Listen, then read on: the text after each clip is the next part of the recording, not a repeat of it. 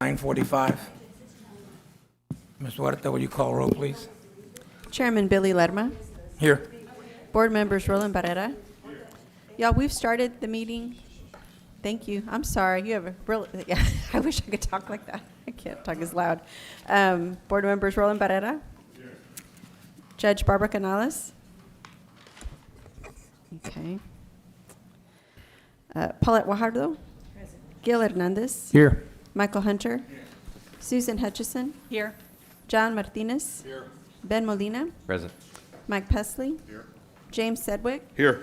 Greg Smith is absent. So we do have a quorum to conduct the meeting. Thank you, ma'am. This statement is what you need me to read at first. Please be advised.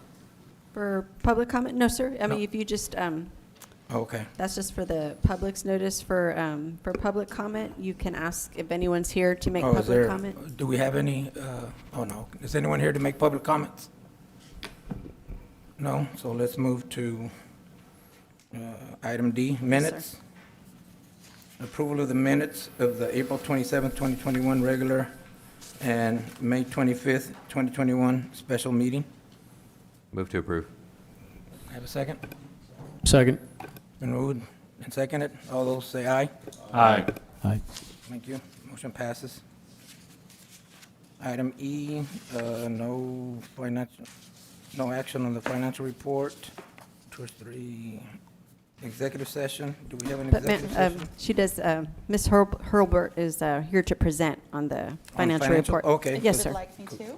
Yes, please. Okay. Go ahead. I'm sorry. That's okay. We can just speed right on through if you'd like. I normally do. Next slide, please. So the financial report is for the 7 months ended April 30th. We began the year with a fund balance of $5.2 million. Revenues to date is we've collected about $2 million. Our expenditures to date are $661,000, leaving us an ending fund balance of $6.6 million. Our commitments remaining to be paid over the next several years, is not just this year, are about $4.6 million, leaving us a balance available for commitments of about $2 million. Next slide, please. So this shows you the, we estimate our revenue at flat. We know that that is going to go up, but for estimation purposes, we leave the revenue flat. This shows what years those commitments are going to be paid in. We leave our admin and other expenses flat, and then this gives you an idea of what available fund balance may be going into those outward years after the commitments are paid. Next slide, please. We'll go through these pretty quickly. So we have added a lot of commitments, which is wonderful to see that we have these incentives and new businesses coming in. So as our project specific, we have a total of almost $4 million that we've committed over the next about 7-8 years. Next slide, please. The Chaparral Street grant program is about $231,000, and those are primarily scheduled to be paid out in fiscal year 21. Next slide, please. Our Downtown Living Initiative, we have commitments of $3.85 million. And again, those are paid out over fiscal year 22 through the end of 28. Next slide, please. Our new tenant finish out, we have commitments of $36,000, and those are primarily in fiscal year 21 and fiscal year 22. Next slide, please. Our Streetscape and Safety Improvement Program, we have a total of $417,000 have been committed, and these are over the next 3 years, 21, 22, and 23. So that does conclude my presentation. I'm available for any questions. Any questions, board? Okay, no questions. Okay, thank you. Thank you. No executive session. Item G3, the motion to approve rules of procedure for the tax increment reinvestment zone number 3 and provide an alternative method in which items are placed on the agenda. Mr. Randy Almaguer. Yes, sir. Good morning, Chair, board members. Randy Almaguer, Senior Management Analyst. Again, this is purpose of this item is to modify how items are placed on the agenda. Currently, only the board chair and city manager have that authority. We're requesting or recommending to change that where 4 board members can request to have an item on that agenda as long as it's 7 days prior. If a board member wants that to happen, they reach out to the city manager or designee. At that point, the city manager or designee reaches back out to the board if they want to be part of that request. Move to approve. Second. Been moved and seconded. All those in favor, please say aye. Aye. Aye. Opposed?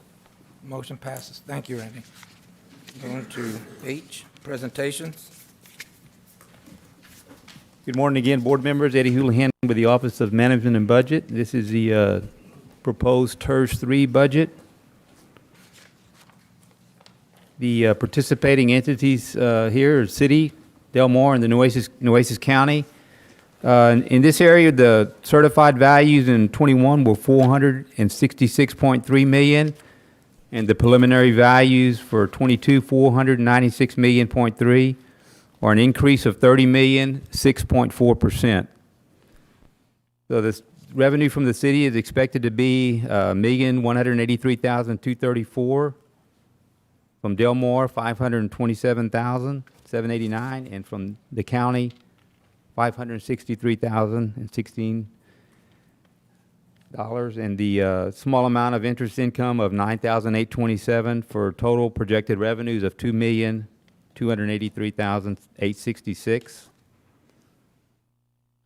A little bit on the programs of the downtown TIF.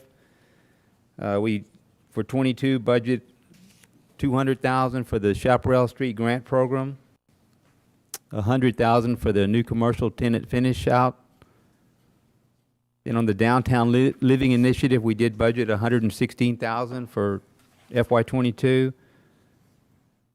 Development tax reimbursement of $415,705. Then we did hit the pause button on this downtown vacant building program. We didn't budget that $25,000 for FY22. That was a '21 budget amount, so we hit the pause button on that program. Parking upgrade, we budgeted $100,000 for that program. Then the traffic and planning analysis, $350,000, and the streetscape and safety improvement program of $200,000. This is just a list of all the proposed expenditures that we went over.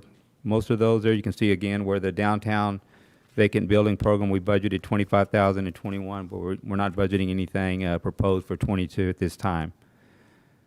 And the DMD management agreement down toward the bottom of $665,000. That agreement will be brought to you in August. And then for the general fund administrative charges, a budget of a little over $112,000 for total expenditures of $2,260,327.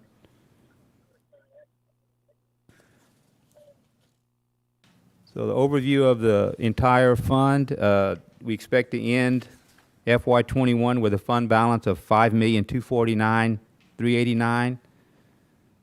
Then in FY22 with the revenues of $2,283,000 and expenditures of $2,260,000.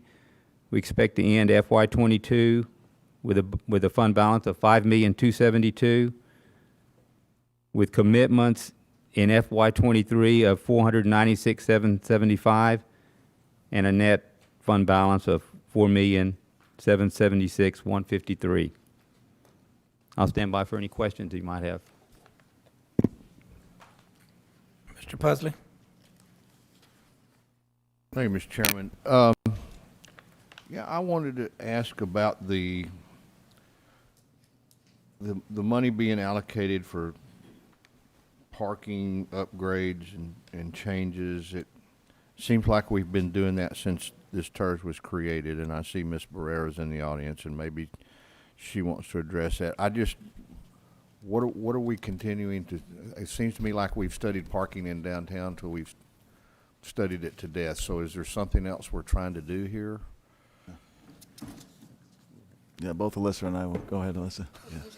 Just Alyssa will talk about the parking study that was done, but so parking meters are downtown. They're at North Beach. They're up here in Uptown. Right. So the issue of addressing parking from two standpoints: one, who manages it right now? The police department does. We're not sure if that's the best operation, if that's the best operational location. Right. And then two, we have to upgrade all meters. We have a mix of the old kind where you put money in, the modern kind with a debit card, credit card payment option. Which never seemed to work. And we have some where they don't belong. We have others where we need some. So that's on our work plan. And I'm meeting, in fact, in about 2 weeks, and Alyssa's invited with a vendor that's reached out to us from Austin, just to begin a conversation. We'll ultimately have to do a request for proposals to modernize the system. So that's the short-term goal. So this is more about hardware than it is doing more parking studies or anything of that nature? Yes, sir. So this $100,000 that is allocated here is an allocation that's intended to be contributed to an overall upgrade of our parking meter system. The study that we conducted in 2016 had a 15-step action plan, and upgrading our parking meters was one of those steps. But in going through the implementation, we discovered that essentially our system is so out of date, we can't even retrofit it. So that then leads to a larger conversation about parking and the management and its utilization as a product in our downtown district. But it's honestly one of the most important subjects when it comes to downtown development. So parking, when we get the rest of this working right, is going to continue to be a subject that we discuss here at this board because it's uniquely structured to be able to fund improvements for the parking function. Okay, got that. So why did we hit the pause button on our vacant building initiative in downtown? I wouldn't necessarily, I probably would frame it in a slightly different manner. What we are working on right now is a more proactive activation model that this board seemed to be in support of at our last meeting. I believe we've accomplished what we can with the code enforcement aspect of our vacant building policy. Many of you recall whenever we first began this discussion back in 2017, there were two parts to the program that we proposed. The rehabilitation part essentially was put on hold in order to move forward with the code enforcement piece. There was some pushback in the community from the rehabilitation part that required a registration component. So we're looking at, so we all, I think, we got the direction to move forward with the code enforcement component and see what we could accomplish there. And so now we're gearing up to reinstitute, I think, the way to rehabilitate these buildings in partnership with the property owner. So we will be, I think, bringing back a proposal for that line item. We just don't have those costs built out yet. So we are leaving that blank. So we don't, just have a placeholder that doesn't mean anything. Okay, so there's no reserve money in that account at this time, other than the 25,000 you carried for last budget Correct, year? correct. But we will plug something in. Okay, Yes, okay, sir. very good. That's all I had. Thank you. Mr. Hernandez? Thank you. Looking at the differences between the participants from 2 and 3, TIRZ 2 and 3, the hospital district is not involved in TIRZ number 3. Is it? As I recall, there was some legislation that prevented them from participating, right? So my guess is that they won't be participating in 2 if we renew. That is correct. They are no longer authorized to participate in TIRZs. They were grandfathered into TIRZ 2, but they can't participate in them anymore. Okay. How many more years do we have left in TIRZ number 3? Expiration is December 31, 2028. Can you include that? I mean, just to keep us updated on any presentations going forward on not so much your budget, but your financial report, just to say how much more we have to going through. Maybe an estimate of how much funding we have going all the way to the end of the TIRZ. And what kind of projects. I don't know if you have long-term projects associated with that. We're looking at it from year to year, but I'd like to see bigger picture, more for, what long-term projects we have.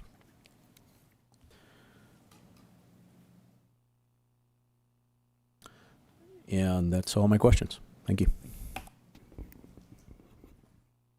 Mr. Pusley, you still have your light on? No problem. Any other questions, board? Okay, without any more further business, this meeting is adjourned. Hey, tell your mom to wait. I'm to the point. To the point. Come on.